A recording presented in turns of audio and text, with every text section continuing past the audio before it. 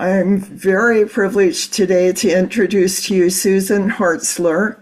She is an accomplished author, blogger, public relationships consultant, and advocate for the human-animal bond. She's published 2 books about the profound role of animals in therapy. She has a certified dog therapy team who volunteer their time, bringing smiles to students of all ages, bringing joy and enrichment to all they encounter. First of all, congratulations for the publishing of your interview on Authority magazine titled Lessons Learned as a Caregiver. Thank you. You became a caregiver very unexpectedly and without any idea of what that would require of you. Would you tell us a bit about the beginning of this journey? Sure. Um, so my mom died in early 2000, and my dad was suffering from Parkinson's. So I have 2 siblings. I'm the youngest, and we all had to, my mom was the primary caregiver of my dad, and we had to figure out what to do, what were we going to do with that. Uh-huh. So I had just broken up, just gone through a breakup.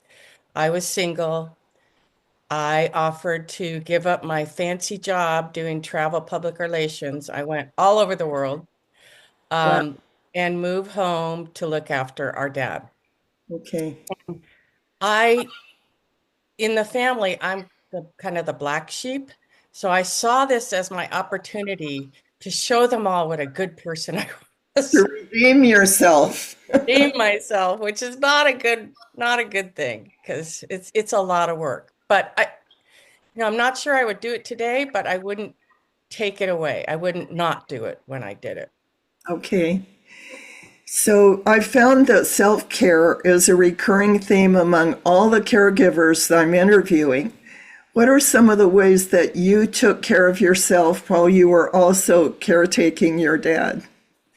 Well, one of the most profound ways for me was I had a little dog. He was like 8 months old when my mom died, and my mom had bought him for me before she died. So that was really special. And he was my first herding dog and a lot of energy. So he needed to go on a lot of walks. He was highly intelligent.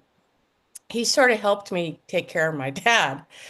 And whenever things got too much, I would just say, "Hey, I'm going to take Baldwin on a walk." So the dog really became my lifeline. And I started to do dog sports. I met a whole new group of people that I wouldn't have ever met before. My dad accompanied me to dog sports, to training sessions and stuff, and that was really fun. I felt like a little kid again. Uh-huh. So the dog really helped me take care of myself. I think that's so often true with our pets. You know, Yeah. I've had dogs for many, many, many years, and now recently I've gone to having cats for pets, and Uh, they give me so much. I just so appreciate them. I miss having a dog to go for a walk with, though. How yeah. cats aren't quite as good at walk taking as dogs are. So you mentioned a herding breed. Herding breeds are high energy. They need to work in order to be happy. So you got him into dog sports. Can you tell us a little bit about that? Yes. So I my family home was in the San Fernando Valley, and it turned out that that was like the epicenter at the time Oh, for agility training. So I got him into agility training. We went once a week to this little church, a yard in this church, and there were tons of people there. People in advanced were taking classes. I'd bring my dad and bring a little chair for him to sit on, and he'd watch me. And then I started competing in agility, and he went with me to the competitions. It was just a fun thing that I could get him out. He'd be outside, he'd be getting fresh air. I'd be taking care of myself.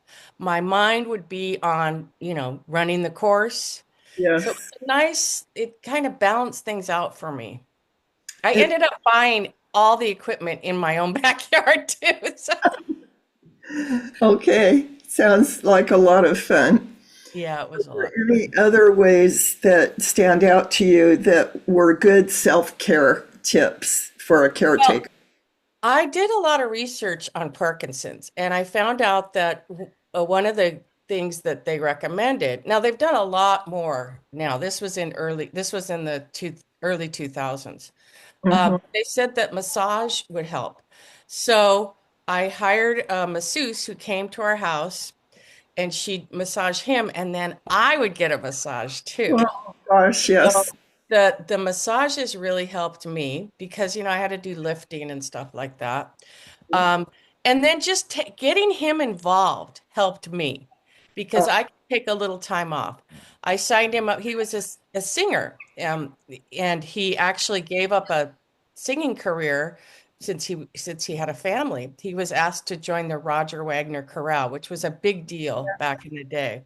yes. So I got him into singing classes and he loved it. He went with me to agility. I got him signed up. We live near Cal State Northridge, and they had a whole program for seniors where the students worked with them. He loved that. I just got him active, which gave me time off. Yes. So, in this whole process of becoming your dad's caregiver, what did you discover about yourself that you didn't know previously? One of the biggest things I discovered was that I didn't have to prove my worth to anyone. Oh, good for you. Yeah, and that's what my book's about is that, I went into this thing thinking, oh, I'm going to prove it. But I didn't have to prove it to anyone. I thoroughly enjoyed giving back to my dad. He had taken care of me uh his whole life, and it was a time for me to take care of him. So um I learned perseverance. I learned I learned a lot about the human brain. My dad had Parkinson's, like I said. The medication tends to give them it builds up and then they have hallucinations. Boy, In addition, he was one of the small percentage that had Alzheimer's like symptoms. okay. So he would be sitting in the den, just in his red chair and watching TV, and all of a sudden he'd say, I want to go home. And my first inkling was to tell him, you are home, and try to tell him, explain it to him. And it would just get him so mad. He would get so angry, and I didn't know what to do. I called his doctor. I actually set up an appointment for me to go meet with his doctor to Yes, ask him, what should I be doing? What's going on here? And the thing is, with Alzheimer's or any type of hallucination, that's real to them. yes. It's real to them. So from then on, when he'd say, I want to go home, I'd get him up, take him outside, walk down the driveway with the dog, come back and say, hey, we're home. And he was fine. Yeah. So it's kind of like you have to learn on the go of what is the best method of coping for the person that you're caretaking. I've also learned from other caregivers that the prescription activities don't work for everybody. That's true too. Yeah. You Yeah. have to get to know the person you are giving care to and what works for them and what doesn't. And it's kind of like he was my dad, right? So I thought I knew him, but he Right. wasn't the same person at all. So No. that took me a while to comprehend. I Yeah. mean, he was just a different man. He was just really different. So he sounded the same, he looked the same, but he wasn't the same. So that's a whole other layer of trying to figure it out. Well, quite an adjustment to realize he's a stranger as well as being so familiar to you. Yeah. In the beginning, you tried to shoulder everything on your own. Where did you eventually find a support system? Well, interestingly enough, a friend of mine who I grew up with, who lived around the corner from me, she had moved home to be with her parents. Uh-huh. So she turned into a great person that I could relate to and that I could count on. We went on nightly walks with her. She had a dog too. So we got bikes and we rode around the neighborhood like we did when we were kids. It was really fun. And then, of course, his doctors, I would go to his doctors frequently to get information. I developed relationships with them so that I could do that. Yes. And I went online and did a lot of research into the particular illness that he had to find out what would be good. It turned out that singing was a really good thing because it helps them with their breath and stuff. It just was interesting. Yeah. You listed 5 tips for other caregivers, but then you added get a dog. Yeah. Tell us about Baldwin. Oh, he was so cute. So he's on the cover of my book. This is a picture of him. Okay. He was a little rescue dog. Looked like a Puli, which is a Hungarian sheepdog. I'm not sure. He definitely was in the herding group, but uh, Uh-huh. he was just a ball of energy. He just wanted to do and learn everything. The other thing I would do with him is just do training. He did so many tricks. He sneezed on command.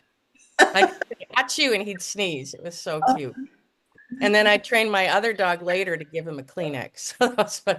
But Gosh. people would say, "Oh, you're such a good dog trainer." I'm telling you, the herding breeds, they want to learn. Yes. So it's like, you know, whatever I wanted him to do, he wanted to do. My So my sister had an Australian shepherd, and she said he really acted as her son's babysitter a lot. He yeah. Well, one time when my dad he fell out of bed and cracked his head open and we went to the hospital. And when we came back, Baldwin was usually my shadow, but he saw that was his job that day. He just sat and watched my dad and made sure that everything was okay. yeah. It's they're very cool animals because they really think. They don't just, yeah, they have a soul. Yes. Well, thank you so much for spending this time with me today. I'm wondering, can viewers follow your work on your website? Yes, so I have a website, susanhartzler.com. That's Hartzler. And Uh-huh. you can order my books. I have another book that I wrote. I'm Not Single, I Have a Dog, Dating Tales from the Love that title. my first book, and then The Peace Puppy's my second. And I'm currently writing a book about therapy dogs, how to become one, Tales from the Road. And I developed these tricks that are like a pantomime for when I visit kids in the hospital. And so like there's Sleeping Beauty in dog tricks. So Okay. I have a bunch of those tricks and how to do them in the book. So that comes out next year. I'm so grateful for the books you've written, and I'm grateful also for the interview that you wrote or got published in Authority Magazine. And thank you for so much for the time you're giving me today. Wish you the best. I love your the titles of your books. I just love the titles. Thank you. Your books can be ordered either at susanhartzler.com or on amazon.com. Amazon or through my publisher, McFarland. They're also available there. Okay, thank you so much. Thank you. Have a good day. And you as well. Okay, bye.